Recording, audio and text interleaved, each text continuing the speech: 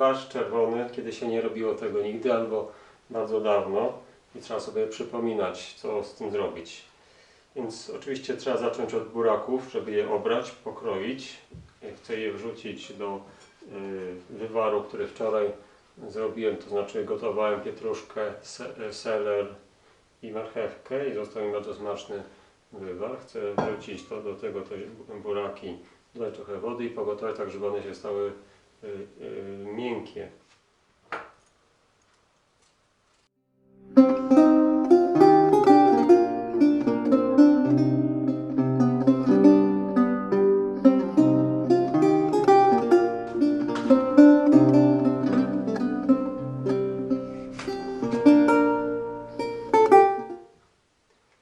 Jak widzisz, kroję te buraki nie na małe cząstki. Pierwszy pokroiłem na małe, bo się zagapiłem, ale zostawiam większe części, dlatego że potem chcę je utrzeć i wygodniej jest trzeć wtedy, kiedy są duże kawałki.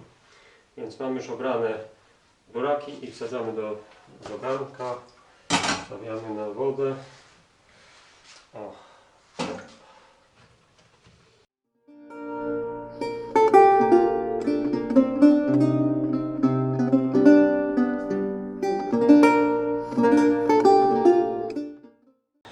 Wody czy wywaru nie może być zbyt dużo, dlatego że wtedy smak jest rozwodniony. Można dodać do smaku liść laurowy. Jeden, na tą ilość to chyba wystarczy. Normalnie dodaję też ziele angielskie. Pamiętam z dzieciństwa, jak w zupie pływały takie czarne kulki. Można wrzucić jedno albo dwie. No i oczywiście też do smaku pieprz. Ja zwykle daję trochę tylko, bo nie lubię takiego ostrego smaku. Buraki normalnie gotują się 10-15 minut, ale zależy od kraju, od tego, gdzie rosną. Może to być dłużej lub krócej, więc w międzyczasie można sprawdzić. No ten już jest jakby miękki, ale jeszcze dosyć. Tu ten jeszcze jest ten twardy. Także pewnie jakiś.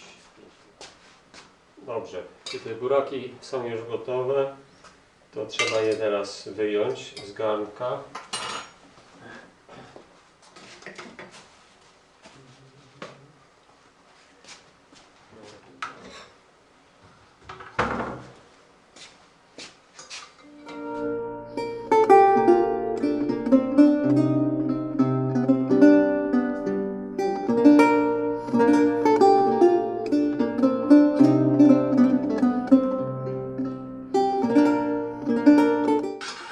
Myślę, że już praktycznie jest gotowy. Teraz jeszcze sprawdzić trzeba smak.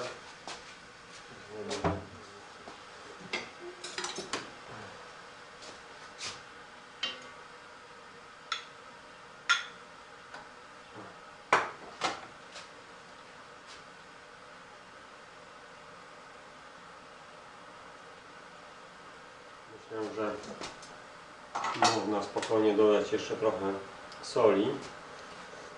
Sól dodałem, czy wygotowałem warzywa wcześniej. I jeżeli jest zbyt słodki smak, można oczywiście dodać też cytryny. Jestem w tej chwili w kwarantannie i nie mam w domu cytryny, nie mogę pójść do sklepu, więc zadowolę się takim smakiem, jaki jest. To jest wersja zimowa, bo w lecie można zrobić też tak zwany chłodnik, czyli na zimno z jogurtem albo z kefirem, najlepiej z siadłym mlekiem. Można dodać, jeżeli ktoś lubi, albo może, ja na przykład nie mogę, jakiejś rzodkiewki, szczypiorku i tego typu rzeczy.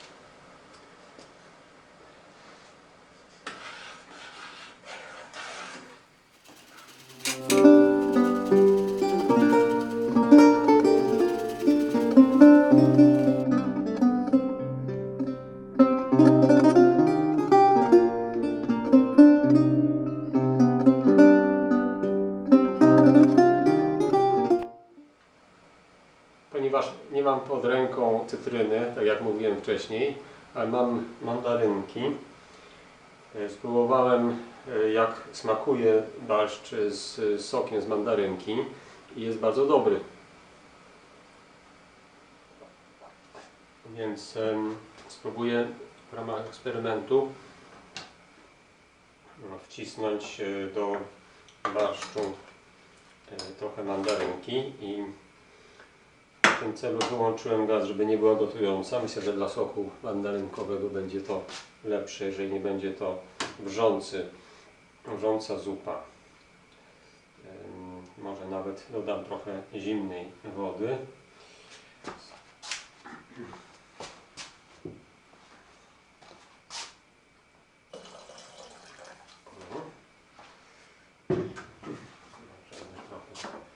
To jest trochę tak, jak się gotuje herbatę zieloną w Japonii. Jest starsze panie w parafii, które organizowały ceremonię herbacianą, uczyły mnie, że w odróżnieniu od czarnej herbaty, zieloną herbatę przygotowuje się przy pomocy wody, która ma temperaturę 90-92 stopnie. Wtedy smak herbaty zielonej jest zachowany, nie jest niszczony przez tą super temperaturę. Myślę, że podobnie jest z sokiem z mandarynki. Wciskam.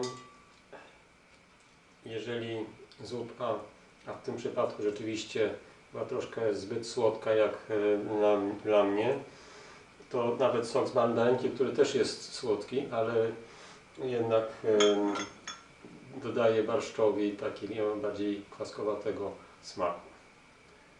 No i chyba będzie już dobre do wypicia. Spróbujemy, jak to smakuje.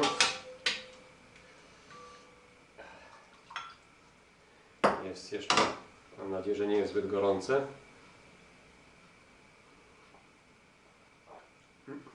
Świetne. Na taką zimową aurę, grudniową, gorący barszcz smakuje wspaniale.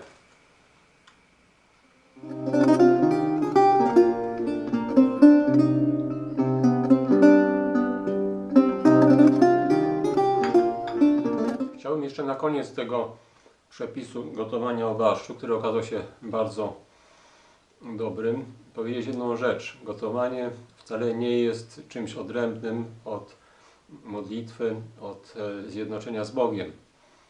Cała rzeczywistość jest Boża i cała rzeczywistość została odkupiona przez krzyż i zmartwychwstanie Chrystusa. Dlatego to, co mówiłem w filmie Jak nie zmarnować tego nowego 2021 roku, link macie tutaj na górze i w opisie filmu, że wszystkie dni tego roku będą miały sens o tyle, o ile będą nas prowadziły do zjednoczenia z Bogiem i zjednoczenia z ludźmi, całej ludzkości, z Chrystusem jako głową, który jest głową ciała ludzkości. Kościół jest zaczątkiem tego. Więc gotowanie jako coś, co przygotowuje też posiłek jednoczący ludzi. Ja jestem w tej chwili w trakcie kwarantanny i piję ten barszcz samemu, ale normalnie ona służy posiłkom przy stole czy rodzinnym, czy wspólnotowym. Dlatego zachęcam do przygotowywania barszczu, który jest naprawdę świetny.